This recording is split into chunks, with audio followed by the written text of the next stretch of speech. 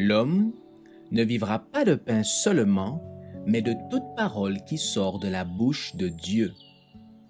Voici votre moment de méditation quotidienne.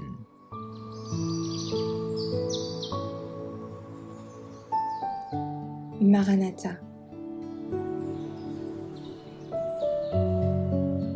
Le 27 avril. Une double vie. Notre communion avec le Père et avec son Fils, Jésus-Christ. 1 Jean 1, verset 3. Rien n'est plus nécessaire dans notre travail que les résultats pratiques de la communion avec Dieu. Nous devons montrer par notre vie, de tous les jours, que nous avons la paix du Seigneur. La présence de cette paix dans notre cœur se manifestera dans notre attitude. Elle donnera à la voix une puissance persuasive. La communion avec Dieu ennoblira le caractère et la vie.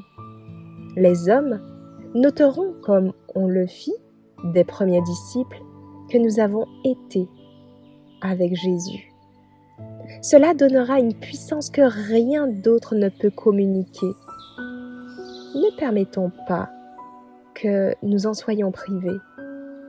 Ayons une double vie, une vie de pensée et d'action, de prière silencieuse et de travail fervent.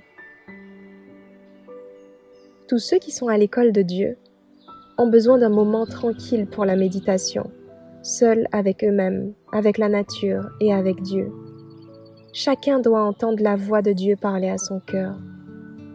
Ayant fait taire toutes les autres voix et restant en la présence de Dieu, attendons. Le silence de l'âme rend la voix de Dieu plus perceptible. Arrêtez et sachez que je suis Dieu. Psaume 46, verset 11.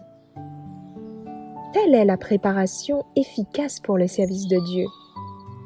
Au milieu de la foule en tumulte, et malgré la tension d'une activité intense, l'âme, ainsi rafraîchie, se trouve entourée d'une atmosphère de lumière et de paix.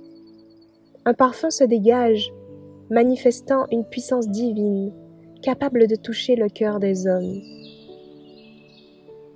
Bien des personnes, même dans leurs moments de dévotion, ne peuvent jouir des bénédictions qu'apporte une véritable communion avec Dieu.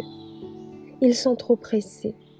D'un pas pressé, ils pénètrent en la présence de Christ, ne s'arrêtent qu'un instant dans ce lieu sacré, et, chargés de leurs préoccupations, ils retournent à leur travail. Ces ouvriers ne pourront pas vraiment réussir tant qu'ils n'auront pas appris le secret de la force. Ils doivent prendre le temps de penser, de prier, d'attendre de Dieu le renouvellement de leur énergie physique, mentale, spirituelle.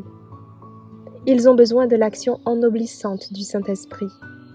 En la recevant, ils seront vivifiés d'une vie nouvelle. Leur corps et leur esprit fatigués seront fortifiés. Leur cœur lourd sera soulagé.